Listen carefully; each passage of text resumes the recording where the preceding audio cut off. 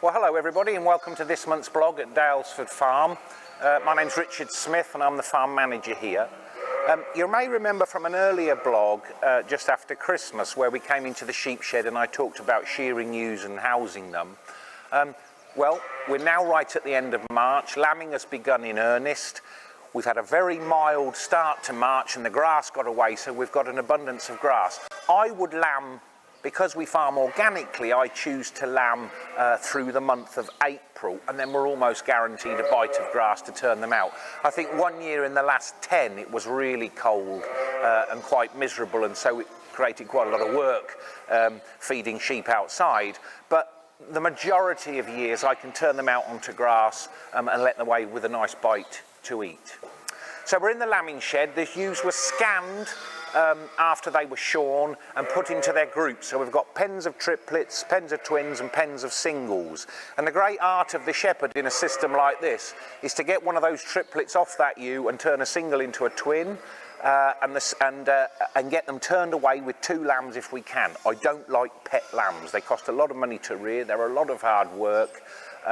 Inevitably you will end up with a few, but get a good shepherd and a good lambing person at night and they'll save you a huge amount of work. So the ewes are in, they're on a silage diet. We feed them with a feeder wagon, which we've just filmed, so hopefully you'll get to see some of that. Now the ewes are kept in pens of about 50 females, and they lamb down in those pens. We have to lamb very few. The ewes are not over fat, they're quite lean actually this year, and they'll lamb down away quite easily, so very few we have to assist with. One of the worst things you can do is rush in and lamb the ewe, just leave her for as long as you can to do the whole job naturally. Once they've lambed and the lambs are up and they've had a little bit of a suck, they'll come out of the main pen and into one of the small pens, and there they'll stay for 24 hours. On their way into that pen, we spray the navels with iodine. Make sure you get the underside and the top side, because that's a great source of infection there. So if you get little bugs around through lambing, it'll find its way in through the navel and can cause all sorts of problems. So we spray that with iodine. There they'll stay for 24 hours and then we'll ring them up, castrate them and tail them and number them up, and then the following day out they'll go, weather permitting. If not, we have got some hardening pens that we'll pop ewes and lambs into just to give them another 24 hours to get that little bit stronger. But as I say, this year we've got a nice bite of grass about and the ewes should go out and go forward very quickly.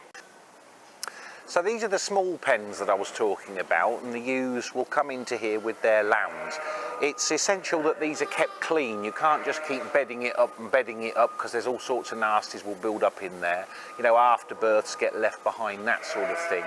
So we'll actually work really hard at cleaning every pen out between ewes and lambs. Use a little bit of disinfectant, nice clean straw, and you'll keep infections down to a minimum. We're really lucky in that we don't get a lot of problems, but it's simply because of attention to detail. Keeping these clean, a little bit of disinfectant, you're not passing on infections to the next little crop of lambs that are coming in there. Drink of water, very, very important. So we have a couple of young ladies that come and help feed the sheep, so they'll keep the water butts topped right up for these ewes, and then we give them a little bit of silage as well. So keep their energy levels right up before they go out to grass. So we're outdoors now. We've actually come into a field. We have about 200 pedigree sheep, Kerry Hills and Rylands, and a handful of Texels. And we lamb those through March just to get them done and out of the way. I've actually got room to keep them in if I need to, if the weather isn't very kind.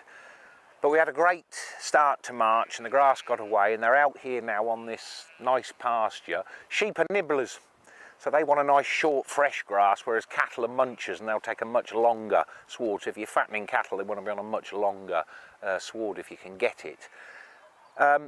Big thing, when you turn the lambs out, or when I turn the lambs out, we take great care to make sure that they're mothered up and so on. So they'll come out into little mobs into each paddock until we've filled every paddock.